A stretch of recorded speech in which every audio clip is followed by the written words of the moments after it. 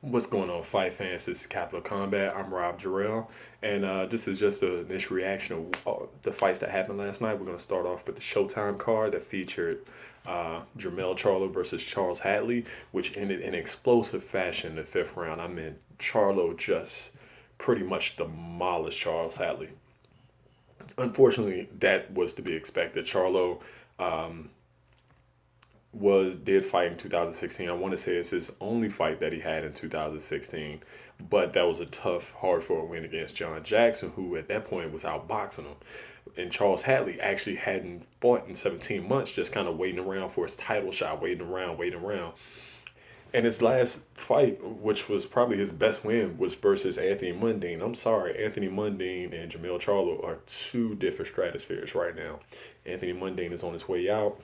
Jamel Charlo is just, he might not have even entered his prime with as good as he is as far as boxing. And he's won in an emphatic fashion, just like his brother did not too long ago. So, um, I mean, that's got to go out to Jamel Charlo, and I would love to see him take on a Demetrius Andrade or um, Canelo, Irislan and Laura, who I doubt he fights because I believe they're in the same camp. But there's plenty of fights out there. 154 is deep, and he could also go to 160 like his brother, but I think he's slightly smaller than his brother. But he showed a vast improvement. Hadley just, even from that stance, I just think it was a stylistic and active activity matchup. So kudos to him. I mean, Charles Hadley just got pretty much beat the entire fight, and he tried, but that last punch, no one's getting up for him. Then we had the main event, which was Shawn Porter versus Andre Berto. Hakeem and I said that Porter should win because that was all about space. Could Berto deal with the physicality, the unrelentlessness of Shawn Porter? And unfortunately, he couldn't. I mean, he fought his ass off. The one thing about Andre Berto is you've got to get him out there. He's not going to quit. He's not going to give up.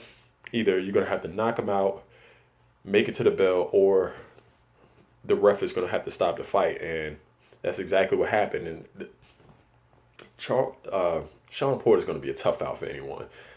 They got the eliminator. That was an eliminator fight. Keith Thurman. He really wants that rematch, and I think it's going to be a different rematch. I don't think it's really going to look the same this time around because Shawn Porter, regardless of who you think he is or who he is, he can be caught coming in, and he caught some uppercuts for his trouble and a left hook, but Andre Berto really just didn't have the physical strength, and he really didn't have the activity, or he a tad bit gun shy to shoot because Porter was just nonstop. Even when he was moving around and kind of like he was going back, that just set up for an explosive lunging punch.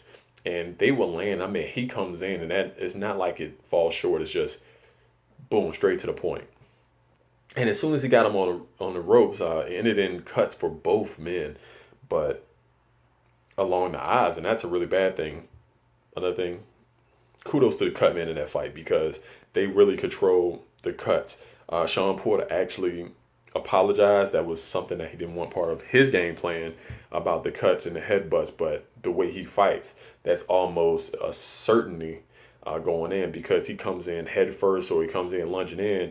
And if you're not giving up space like Berto didn't at times, you're looking at a head clash. They were unintentional. There were no purposeful headbutts, but he just mauled Andre Berto, and whatever for whatever credit it is, Andre Berto still stood in there.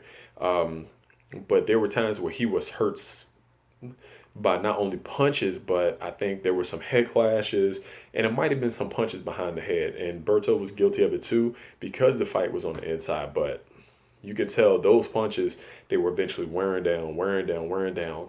And with that relentlessness, Shawn Porter's ability to keep moving forward, that really wore Berto down physically. You could tell his legs were just gone by the time you got to the second half of the fight, and Shawn Porter never slowed down. So it looks like we should be seeing a rematch of Shawn Porter versus Keith Thurman, but Keith Thurman really wasn't too definitive on it because I think he wants to fight the winner of Brook versus Spence or even a Pacquiao fight. Maybe gets those, but I think he fights Porter to set up a fight versus the winner of Brook Spence. So just look out for that. On the undercard, Amanda Serrano became the first Puerto Rican five-time belt holder. Congratulations to her. That was a big win for her, and it's a big win for women's boxing because it's starting to get those names out there, especially with the accolades. Hopefully, they keep putting her on either Showtime Extreme or even bring her to her main card going forward because she is very talented and she will put hands on you. That's all I got for the Showtime card. Stay tuned for my initial reaction to the Top Rank and the Euro cards that happened yesterday because they did have some implications relating to everything else that happened last night. Until next time, fight on.